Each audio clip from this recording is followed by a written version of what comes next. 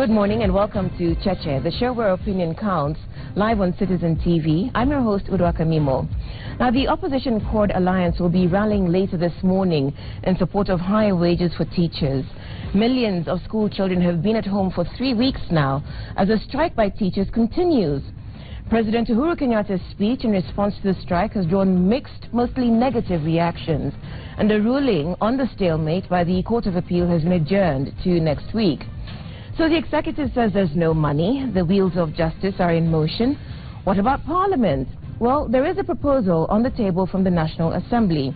So let's explore what Parliament can do, if anything at all, with today's guest, the Speaker of the Senate, Ekwe Ethuro.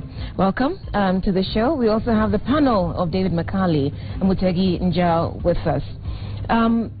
Sir, the National Assembly may be debating this proposal to cut salaries of state officers in order to raise the money to pay teachers.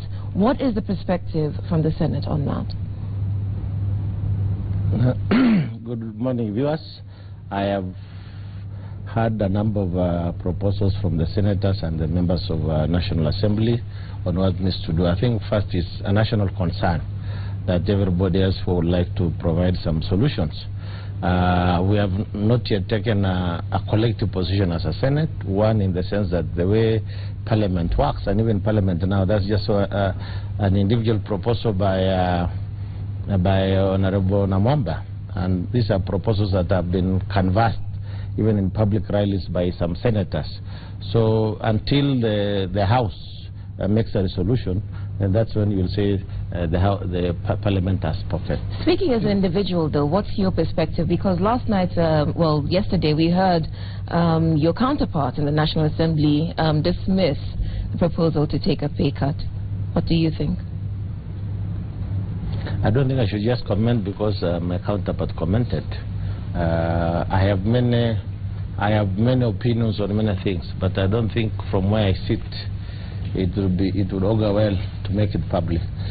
Right. Because I mean, we preside over the House, and members will bring all manner of proposals, and your job is to ensure impartiality, that members debate, and the will of the House is what will come as a solution. But you get a salary as the Speaker of the Senate, of course, individually. Yes. You get a pay slip. Yes. What would you suggest? Would you allow yourself to get your 50% of your salary as Ekwe Ethuro to pay the teachers? One thing, I think that's a good one. One thing I can assure you, I like my salary. You love your salary? I love my salary. Thank you. Because I work hard, and I demand to be compensated properly.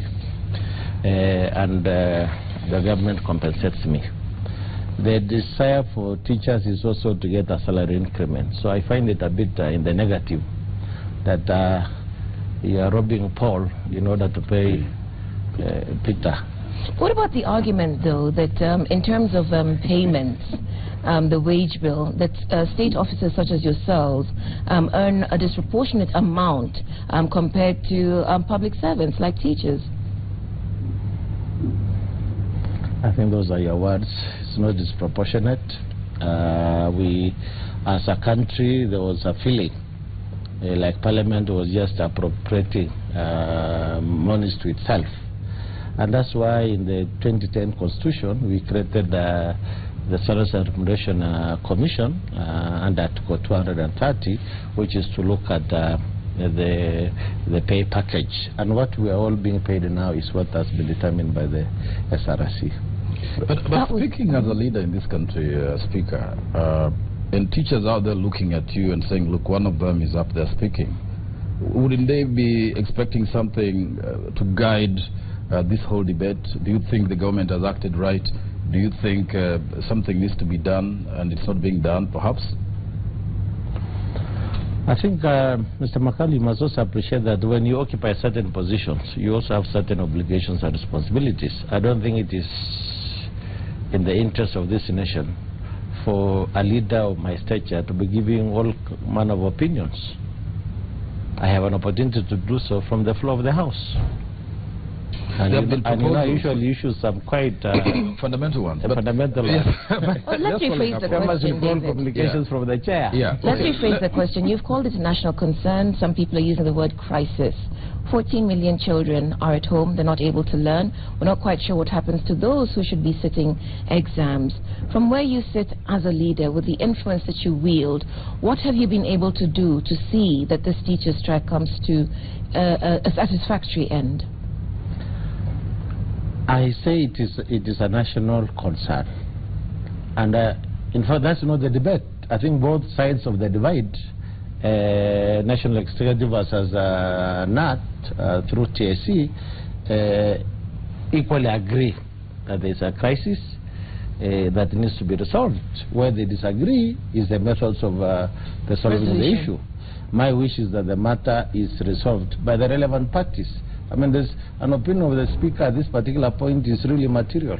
But isn't there anything any of the houses, yours or the National Legislative Assembly, body can do? Because, I mean, this is a national crisis, and the representatives of the people are in your, under your charge. Somebody would be saying the National Assembly should have convened quickly to resolve this issue. The Senate should also be thinking of how do we get this matter resolved. Are there any proposals you're getting or pressure from the public or from members of the Senate to do that? There is a lot that can be done, definitely. We have Parliament works through committees, both houses, the National Assembly and the Senate. And for us, where Senate is in session, so what we did was actually to adjourn the House to discuss this matter of national importance. And that debate is on record through our answered. Our Education Committee is receiving representations from the relevant stakeholders.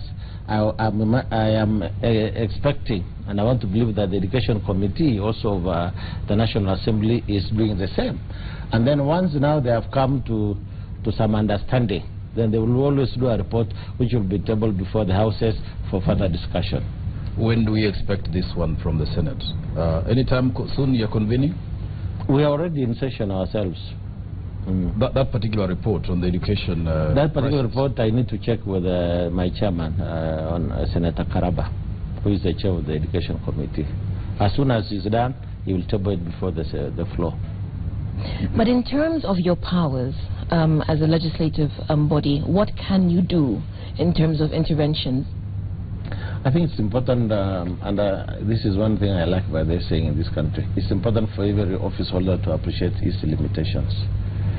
The discussion now is between the National Executive and the Trade Union of Teachers, with a third party known as the judiciary. In a way, Parliament is usually constrained when matters are before the judiciary. We have a rule called the sub judice rule. So that is the limitation within our own standing orders, and I think it must be appreciated. In a speech the other day, the President gave some very shocking revelation that 600,000 people take 52% of the taxes we collect. Only 600 out of 52. What does that mean to you in terms of equality and equalization? I think the President was giving figures on the impact of the bloated wage bill.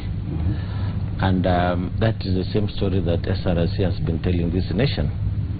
Of course, there is, our country is very big, from the office messenger, office assistant, to the CEO.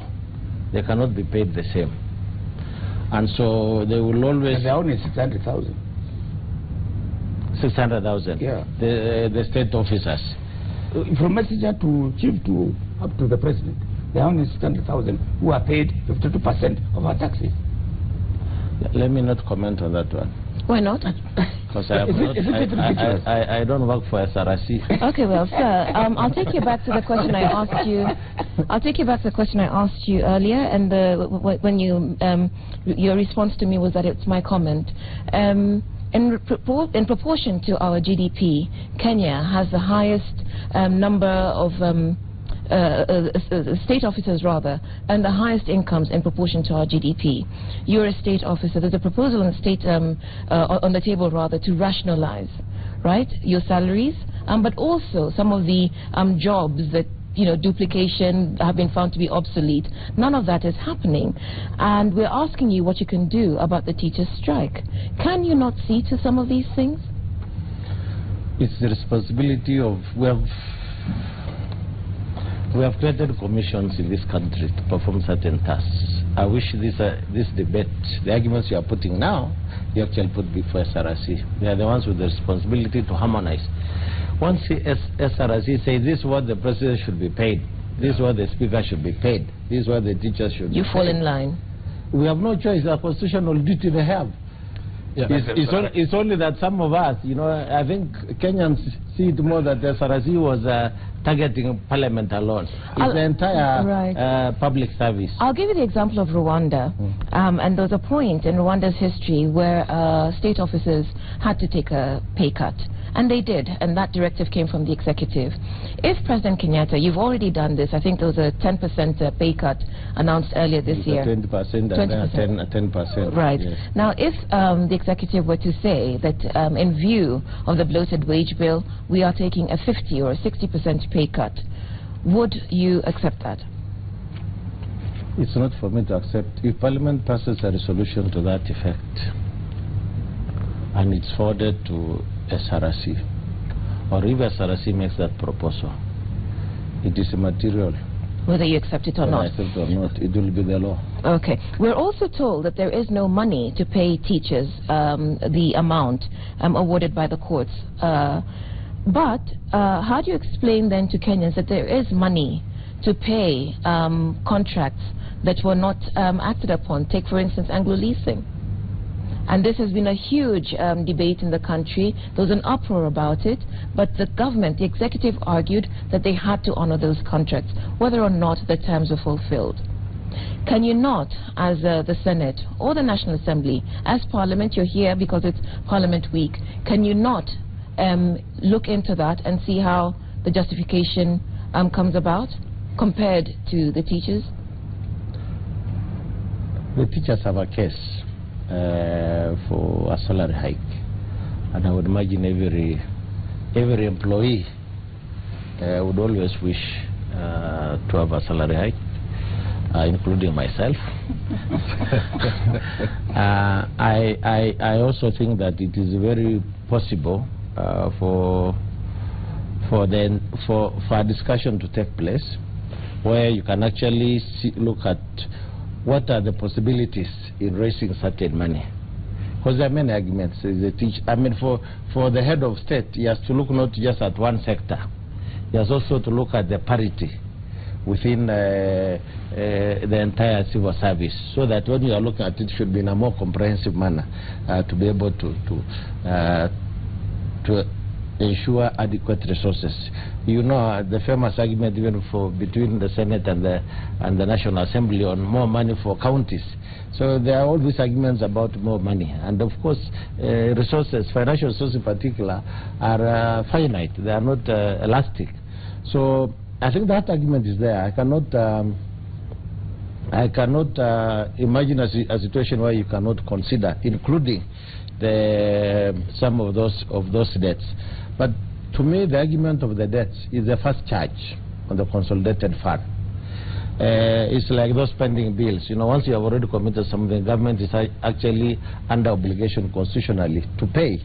So whether the arrangements were entered in the right way or the bad manner, there is an obligation on the state to pay. So those are already commitments made by the nation, and so they have to pay, because there are also penalties if you don't pay. Some of these cases have actually gone to the international court, and so government becomes compelled to pay. You don't pay, there are consequences. You know, and you don't pay teachers, there are consequences. Children are sitting at home.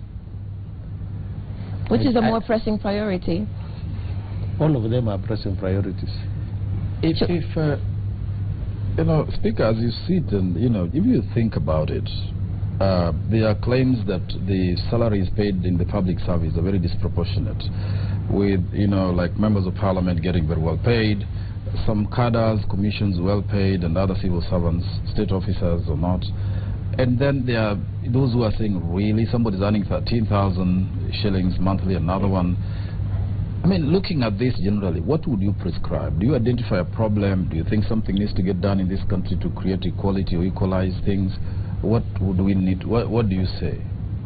I think there is an argument, and I think I'd consider to that. There's an argument about, and I think Mutega actually raised that issue even initially, about the disparity between the lowest paid and the highest paid. I come from a background of strong human rights, ensuring that they are not too far. In an organization I worked with, the difference between the lowest and the CEO, where I was the deputy Oxfam, was that that ratio should always not be more than like a 10% kind of thing. And so that is something I personally subscribe to. And I think there's an argument for SRC to actually look into all this remuneration in the public service and try to harmonize. Would you accept that this is an opportunity, the teachers' strike, a national concern, that the Senate is squandering in terms of highlighting its relevance to Kenya and Kenyans? Well, definitely we are not squandering any opportunity. I also don't think we should take advantage of a crisis in order to remain relevant, because we already have enough to make ourselves relevant. We are not seeking for cheap publicity. I think what is important is that this is an opportunity for all state organs to see what they can do for a particular sector. So maybe just to tie up this thing, so the court ordered, government says it can't pay, the recipient of that order says it can't pay. So what do you think should be the way forward? Can I pass that one? No. Let me not respond to that one. No, why not? Because I have also a right not to reply. Okay. No, tell us. Tell us, why you find it so difficult to respond to that. Because you are talking about court cases. We are battled as a parliament, issues of judiciary. And I think you covered it well, the press, when I had a meeting with the judiciary as a house, and we said, help us to obey court orders. So that is the argument. There are some people who feel that there is a feeling among my members of parliament that the Senate is irrelevant. You look like you're proving the same.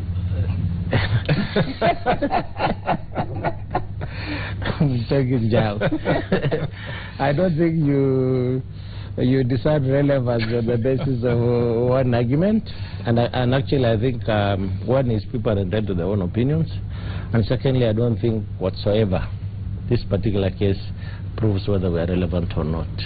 This is a dispute. This is an industrial labor dispute which has been arbitrated in the course of law. Where does the Senate come in terms of a relevance? It does. Let me explain how it does. The Senate has twice impeached a governor, and the governor is still a governor. So what does that mean? But also, the Senate will argue that those people who are at stake live in counties. We hear this whenever money comes up.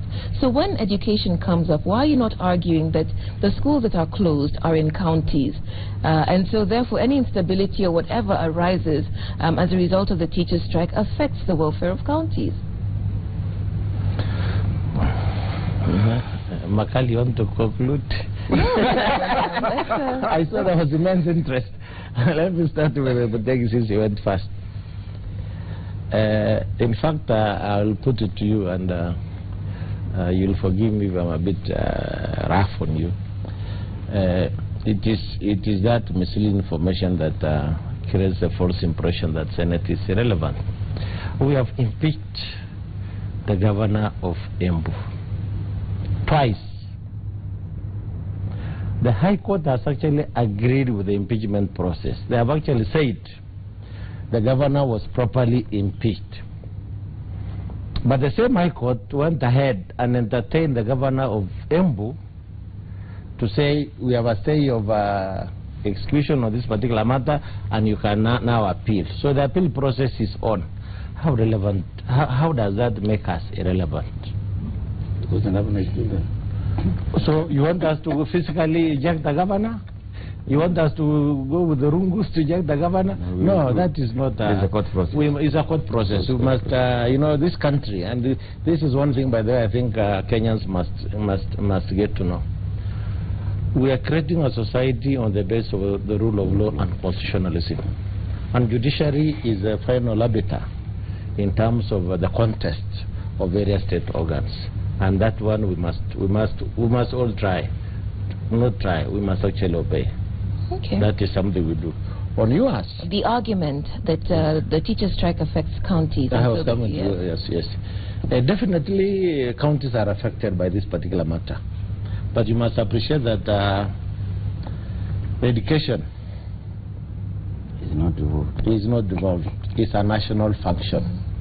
That doesn't take, of course, we are also a national institution. That doesn't take away from us as well. So we have a responsibility, but I just wanted it to make it very clear. It affects counties, our children. I am affected. I'm a parent. I still have a kid in primary school and in high school. So don't think you are dealing with some retired. Are they at home? They are at home. So this is affecting all of us. And even if you are a grandparent, you still have those small children who are your grandchildren going to school. And even if you do not have children, doesn't have to be that personal, you still have a national responsibility because you are a national leader. So in terms of that responsibility, it's very clear to us. But there are organs that we have designed within the state to try to resolve some of these issues. And so we can only help. So I agree with you completely. It affects counties. We are concerned. And we will do what is within our powers to see how we can help resolve the matter. There seems to be conflict here. I mean, the judiciary has made the order. The executive is unable to implement or comply with that order. There is a perception that there is room for the judiciary, not judiciary, but the legislature, you know, the Senate or the National Assembly to come in. Because the argument that the executive has presented is unconvincing to some people. They say they cannot pay, but isn't it Parliament that can actually order Parliament, the executive, to pay by revising the budget? People have said, yes, we can go back and say, if you say you don't have money within the budget, we can go back and provide money for that. Through a supplementary budget. To pay. So it is not entirely true that, you know, this matter is beyond your reach or interest. You are putting words again to my mouth. I didn't say it's beyond. I've actually spent like 3 minutes trying to convince that this matter. You said it's a third party called the judiciary, and the contest is between the teachers' union and the government and the judiciary, you know, which has issued the order. But that's why I'm saying, you know, Parliament can, of course, come in. It has an entry point. That is I was describing the situation as it is. I described earlier that Parliament also, through our respective education committees, are working on the matter, and they will bring proposals.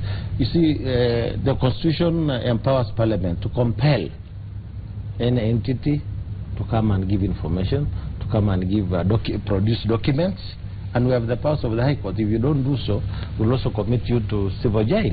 So this is a matter that is under active consideration. But you know, there is a genesis. It has to begin somewhere and end somewhere.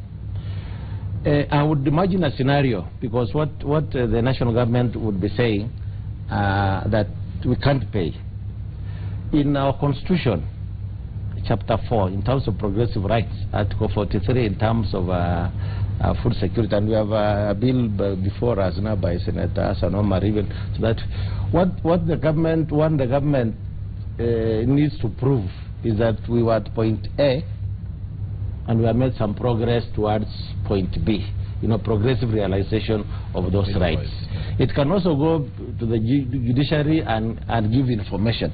So this is really the level at which we are in. There's an appeal now, which I think they are going to look into all these kind of things. Okay. Yeah. Before we take a break, panelists, I'll come to you. The teacher strike, ongoing concern, national crisis. We are exploring what Parliament can do, if anything at all. We know that the National Assembly has some proposals on the table. We're trying to work out what the Senate can do, if anything. Judging from the Speaker's remarks so far, are you convinced, A, that the Senate is exercising its full weight, influence, authority? No, what can they do? The matter is in court. As he said, the committees may be working with them, but they cannot supersede what the courts will say. David? Yeah. Well, let's not give too much credence to what is in court. I mean, a lot of things happen outside courts that may not necessarily undermine court processes. And that is where building consensus would happen. So Senate persuasively through MPs could sit and tell the executive, we can make provision for this settlement. And it will still happen. And the court would not necessarily be in conflict, or that would not necessarily be in conflict with the court processes. And I don't think that it has done much. Politically, I don't think much political work has been done. Okay, well, let's see what our viewers think. You're watching Cheche. We're live on Citizen TV. Today's guest is Senate Speaker Ekwe Ethuro. If you've got any comments, you can SMS us on 22422, or you can tweet us using the hashtag Cheche.